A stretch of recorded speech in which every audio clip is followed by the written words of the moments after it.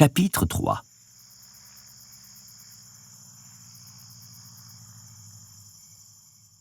Dans la lumière aveuglante d'une chaude après-midi d'été, Maliki ouvrit les yeux et sut qu'elle était en train de rêver. On était censé être en octobre et ce n'était pas un temps d'octobre. Le cri-cri des grillons emplissait l'essentiel de l'espace sonore disponible et seul le grondement lointain d'un avion, traçant un sillon dans le ciel bleu-azur, venait troubler leur entêtante rengaine.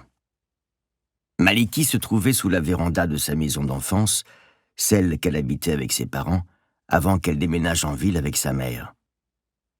C'était donc bien un rêve. Et Maliki imagina son corps, endormi quelque part dans le monde réel, le visage enfoui dans un cahier, peut-être en cours de français, à moins que ce ne soit en maths, comment savoir.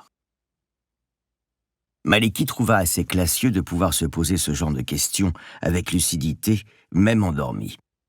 Elle aimait bien les mises en abîme. Elle examina ses mains. Elles étaient menues et sales.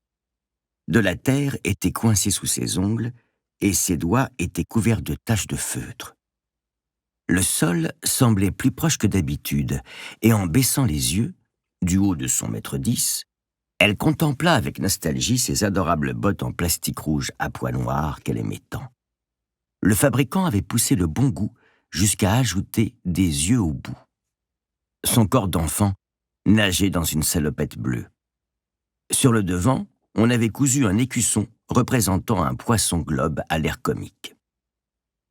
Maliki avait donc de nouveau 7 ans, et elle réalisa avec appréhension qu'il ne s'agissait pas simplement d'un rêve, c'était aussi un souvenir. Elle frissonna, sachant ce qui allait se produire ensuite. Le bruit de vaisselle brisée la fit sursauter, bien qu'elle s'y attendît. Les grillons s'étaient tus pour laisser de l'espace aux cris. La voix grave du père de Maliki s'éleva, comme celle d'un ténor furieux, faisant vibrer la véranda. Celle de sa mère, aiguë et exaspérée, lui répondit sur le même ton, de 2 octaves plus aigus, profitant de chaque respiration de son opposant pour contre-attaquer. Un instant, ils formèrent un unisson parfait, vociférant de concert avant de revenir chacun à leur partition. Les parents de Maliki étaient merveilleusement coordonnés dans la dispute. Malheureusement, ils ne l'étaient pas pour tout le reste. À l'époque, Maliki ne comprenait pas les mots que ses parents se lançaient au visage. Maintenant qu'elle avait l'esprit d'une adolescente de 13 ans, elle en connaissait, hélas, la plupart. Elle s'enfuit dans le jardin. Les cris s'estompèrent à mesure que Maliki s'approchait d'un vieux portail en fer forgé, recouvert de lierre et de liserons, bourdonnant d'abeilles. À l'ombre d'un noisetier, un chat dormait dans une position improbable, de type yoga niveau expert, sur un vieux morceau de carton gondolé. Son petit ventre blanc se soulevait doucement et de temps en temps, un spasme agitait ses pattes ou sa queue. « Toi aussi t'es en train de rêver, hein ?» murmura Maliki en souriant. Elle se pencha et lui effleura doucement une oreille. L'animal se réveilla en sursaut, avec un petit « Mrrr » surpris. Il fixa Maliki de ses grands yeux étonnés. Puis il les referma avec extase, se tortillant sur son carton, pendant que 2 petites mains expertes le gratouillaient un peu partout. « Je vais voir Sabrina. Tu viens, Lydie ?» demanda Maliki au petit félin, en secouant doucement le carton pour que l'animal se lève plus vite. Lydie resta un instant immobile sur le carton mouvant, espérant du rap de gratouille. Puis, déçue, elle se leva et s'étira en bâillant. Elle s'assit et entreprit de se lécher consciencieusement les pattes, ignorant l'invitation de la fillette. Maliki leva les yeux au ciel. Hormis son pelage tacheté plutôt inhabituel, Lydie était un chat tout à fait ordinaire, et l'histoire de son adoption l'était également. Le père de Maliki était un jour allé acheter des œufs à la vieille dame de la ferme d'à côté. Celle-ci lui avait alors montré une boîte contenant 3 petites boules de fourrure couinantes. Ces chatons, tout juste sevrés, étaient nés dans la paille de l'étable, d'une mère vagabonde et d'un matou inconnu, comme cela arrivait fréquemment à la campagne. Il en restait 2 à donner, faute de quoi, le mari de la vieille dame irait leur apprendre à nager dans la rivière avec quelques pierres dans un vieux sac. Une charmante coutume paysanne pour éviter la surpopulation féline. Le père de Maliki acheta une douzaine d'œufs et repartit, une boîte à chaussures percée de trous sous le bras. Maliki se souvenait parfaitement de cette journée. Elle jouait dans le jardin, encore, barbotant dans une antique piscine gonflable constellée de rustines. Équipée d'un masque et d'un tuba, elle tentait d'esquiver les brins d'herbe, les feuilles et les insectes morts qui flottaient à la surface. L'eau avait goût de chlore et de plastique, et mordre l'embout de son tuba lui faisait mal aux dents. À travers son masque à demi rempli d'eau, elle vit s'approcher son père. Il embrassa sa mère, qui lisait un gros livre rouge, étendu sur un transat. Il lui montra la mystérieuse boîte à chaussures et lui chuchota quelque chose qui la fit rire. Puis il se dirigea vers sa fille et lui tendit solennellement la boîte en disant « Surprise !» Maliki avait ouvert la boîte et sursauté quand un chaton terrifié lui avait bondi dessus. Elle avait lâché le carton et avait glissé à la renverse sur le fond gluant de la piscine. Le chaton était tombé dans l'eau et un joyeux moment de panique avait suivi quand ses parents s'étaient rués pour repêcher la fillette et l'animal. Quelques minutes plus tard, Maliki s'était retrouvée assise dans un immense fauteuil en rotin, un chaton trempé dans les bras, tous deux emmitouflés dans une immense serviette. La fillette avait le sourire jusqu'aux oreilles. « Tu t'appelleras Lady, comme dans les Aristochats », avait déclaré Maliki en serrant le petit félin contre elle. En vérité, Lady était le prénom de la chienne dans La Belle et le Clochard, alors que la chatte dans les Aristochats s'appelait Duchesse. Lady gagna donc un nom de chien sur un malentendu. Elle s'était mise à ronronner. Son père s'était accroupi à côté d'elle et, l'air grave, lui avait cité les mots qu'avait adressés le renard au petit prince de Saint-Exupéry. « Tu deviens responsable pour toujours de ce que tu as apprivoisé. Tu es responsable de ta rose. » Aujourd'hui, dans le rêve de Maliki, Lady avait un peu plus d'1 an et semblait visiblement toujours plus préoccupée par sa toilette que par les sollicitations de sa maîtresse. « Bon, fais comme tu veux. Moi, je vais jouer avec Sabrina », lâcha Maliki avant de franchir le portail. Lady la regarda partir, impassible, la langue sortie. Puis, se décidant soudain, elle s'élança derrière la petite fille et la dépassa en courant comme le vent. Sabrina habitait à quelques pâtés de maison de chez Maliki. En se fiant au cadastre officiel, on aurait pu dire que les 2 fillettes habitaient chacune à un bout du village, même s'il fallait moins de 5 minutes pour en faire le tour. C'était vraiment un tout petit village. Maliki traversa sans regarder l'unique route formant la rue principale. Hormis les riverains, le facteur et le boulanger, peu de gens empruntaient cette route. C'est pourquoi elle ne fut pas surprise de voir un canard et sa petite famille déambuler paisiblement au hasard sur le bitume brûlant. Lady sema la panique dans les rangs en leur fonçant dessus, absolument ravie. Le village était très calme, encore plus que d'ordinaire. Maliki s'étonna de ne croiser personne. D'habitude, elle apercevait toujours Madame Machut, en train d'entretenir son potager du matin au soir. Elle croisait immanquablement le vieux Guénol, assis sur son banc moussu, en train de regarder pousser les arbres, comme il aimait à le répéter. Il y avait, en principe, toujours un voisin pour lancer un « Salut petite rose » au passage de Maliki. Mais aujourd'hui, tout avait l'air désert. Désert, mais un peu bancal, un peu faux, comme un jeu en 3D dans lequel on aurait oublié d'intégrer des personnages et certaines textures. Quand Maliki tournait la tête, des objets disparaissaient, ou changer de place, de couleur ou de forme, comme si sa mémoire n'arrivait pas vraiment à se décider sur la configuration exacte des lieux. Les canards de tout à l'heure avaient finalement décidé d'être des poules. L'une d'elles flottait fièrement au milieu des nénuphars sur un petit bassin décoratif. Quand Maliki se fit la remarque qu'une poule ne savait pas nager, le volatile coula à pic avec un petit bruit de bouchon. Maliki haussa les épaules. Après tout, elle était dans un rêve. C'était normal d'y observer des choses un peu bizarres. Elle cligna des yeux et se retrouva directement devant la maison de Sabrina. « Pratique !»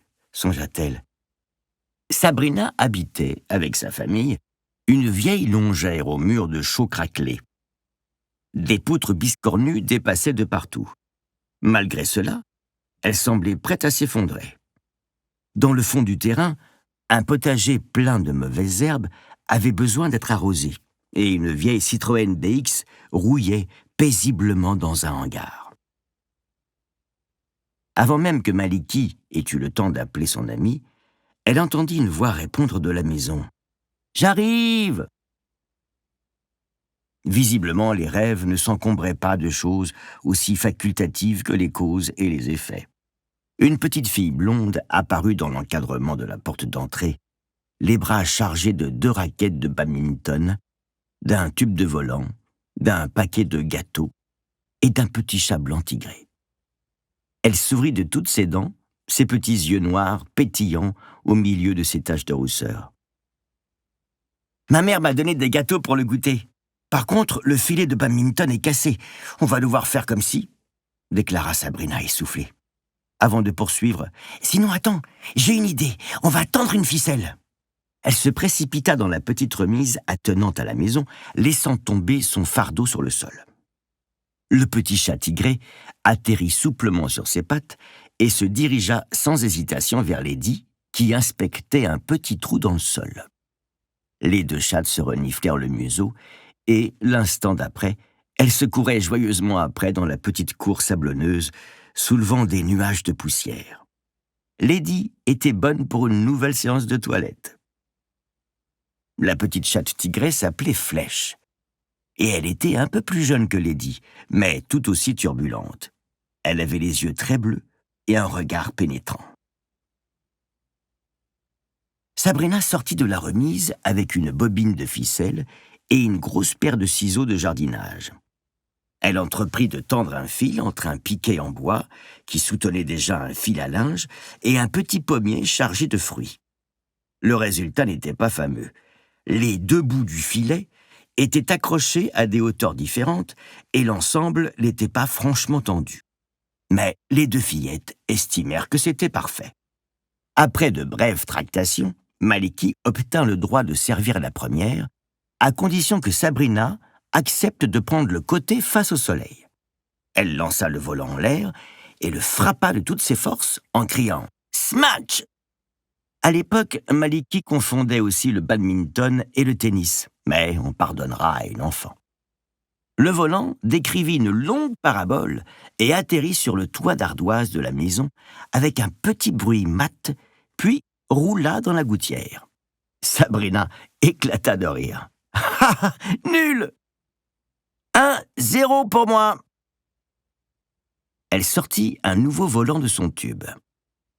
Les petites filles jouèrent un long moment, criant, piaillant et inventant des noms de techniques tels que l'attaque du pivert ou la tornade infernale, des techniques qui se soldaient en général par un projectile qui évitait à tout prix de passer au-dessus du petit filet de fortune. Mais les fillettes avaient l'habitude de jouer avec des règles assez souples. Un peu plus loin, sur la route, Lady et Flèche s'amusaient avec un scarabée qui avait eu la mauvaise idée de croiser leur chemin. Maliki et Sabrina étaient presque à court de volant, maintenant disséminés un peu partout sur le toit ou chez les voisins. Sabrina sortit solennellement le dernier volant survivant de son tube et annonça la balle de match. Son expression changea soudain. Avec une grimace de douleur, elle plaqua une main sur son œil et se crispa en silence. Maliki, qui observait son rêve de l'extérieur, se souvint de ce détail. Sabrina avait souvent mal à la tête, sans raison. Enfin, disons qu'à cette époque, elle n'en connaissait pas encore la raison.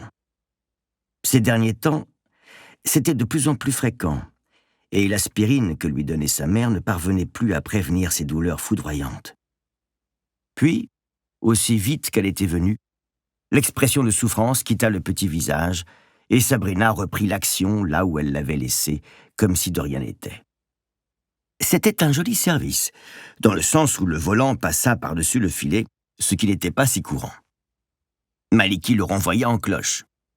2 frappes consécutives, sans que le volant tombe au sol, représentaient pour les 2 fillettes un exploit sportif assez notable. Sabrina recula, les yeux plissés, la raquette en l'air, prête à tenter le miracle d'un 3e échange. Le temps se ralentit et le silence se fit. Grillons, oiseaux, vent, tous se turent en même temps. Au loin, Maliki crut entendre un distant bruit de moteur. Sabrina frappa le volant et le soleil s'éteignit. Le claquement du projectile sur les cordes de la raquette résonna dans un silence d'église. Le son se répercuta et s'amplifia sur des murs invisibles, alors que le bruit de moteur gagnait en puissance et en proximité. Maliki se tenait dans le noir complet, sa raquette à la main. Elle se dit que, rêve ou pas, elle ne trouvait pas ça très drôle. Le bruit de moteur devenait de plus en plus menaçant. Elle sursauta en entendant la voix de Sabrina tout autour d'elle. « Mali, tu viendras me voir ?» N'osant pas bouger dans l'obscurité, Maliki déglutit et demanda, la voix tremblante, « Où tu es ?»« Tu viendras me voir, Mali ?» reprit la voix anxieuse de Sabrina, comme un écho. Le bruit de moteur devenait assourdissant, bien plus fort que celui d'une voiture ordinaire. Il se mua en rugissement. La voix de Sabrina continuait à résonner, distante, mais Maliki ne pouvait plus discerner les mots, juste l'angoisse qui en émanait. Au moment où la petite fille pensait que ses tympans allaient exploser, le bruit de moteur se transforma en un strident crissement de pneus. Maliki fit volte-face. Un peu plus loin, dans une tache de lumière, Lady et Flèche semblaient pétrifiées sur la route. À 1 mètre d'elle, une énorme voiture noire, au pare-chocs brillants, semblait, elle aussi, quasi immobile. On ne discernait que la silhouette du conducteur et de la fumée blanche s'échapper lentement des pneus. En y regardant de plus près, la voiture était bien en mouvement.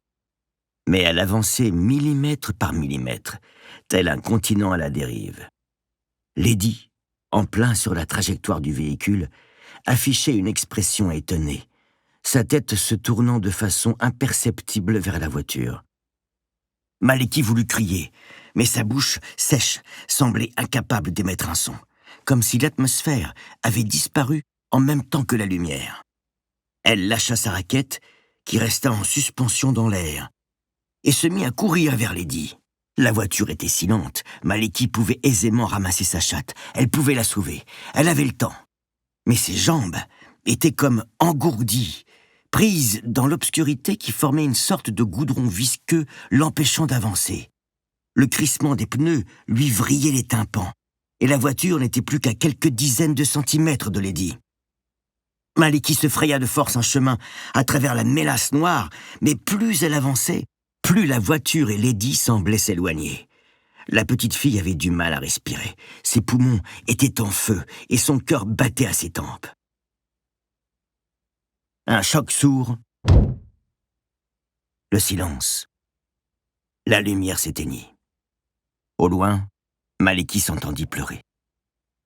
« Tu viendras me voir, Mali ?» 2 grands yeux jaunes s'ouvrirent au milieu des ténèbres, et Maliki se réveilla.